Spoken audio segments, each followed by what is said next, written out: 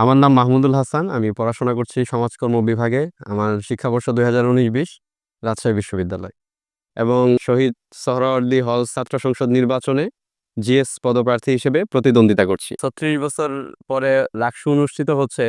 তো রাকসুর আ আমি একজন প্রার্থী হিসেবে যখন ভোটারদের দ্বারে, দ্বারে যাচ্ছি তারা কিন্তু খুবই উৎফুল্ল যে তারা তাদের ভোটাধিকার প্রয়োগ করতে পারবে সামনে। এটা নিয়ে তারা খুবই আশাবাদী। প্রতিনিধি হিসেবে নির্বাচিত হয়ে আমরা আসলে কি তাদেরকে উপহার দিতে পারি বা তাদের কণ্ঠস্বর হয়ে কি আসলে প্রশাসনের কাছে আমরা পৌঁছাইতে পারবো কিনা? যে আমি আপনার ভিপি কে ভোট দিব, এজিএস কে দিব। আরো ২-১ টা সম্পাদকীয় যে পোস্টগুলো আছে ওইগুলাতে ভোট দিব। আমাকে ভোট দিবেন না উনি এটা বললেন যে উনার একটা হয়তো প্রার্থী আছে।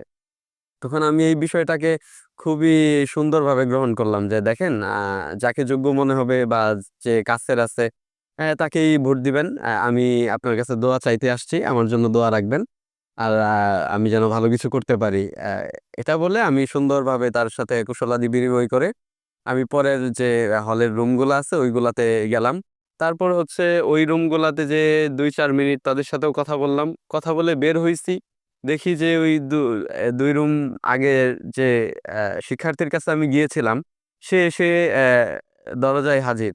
বলতেছে যে, "ভাই একটা কথা বলবো।" পরে হচ্ছে বললাম যে, "জি বলেন।" পরে আমাকে তিনি আসলে বুকে জড়িয়ে নিলেন। নিয়ে বললেন যে, "ভাই আমি তো একটু আগে বললাম যে আপনাকে জিএস পদে ভোট দিব না, অন্য কাউকে দিব আমি। কিন্তু ভাই আমার মন ঘুরে গেছে। আমি ইনশাআল্লাহ ভোটটা আপনাকেই দিব।"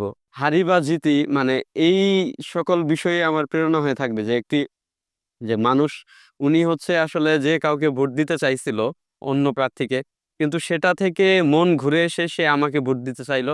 এটা কি কারণে উনি দিতে চাইছেন এটা উনিই ভালো জানবেন। আ আমার এটা জানার কথা না। তবে আমার এই বিষয়টা অনেক ভালো লাগছে এবং এটা আমার আজীবন মনে থাকবে।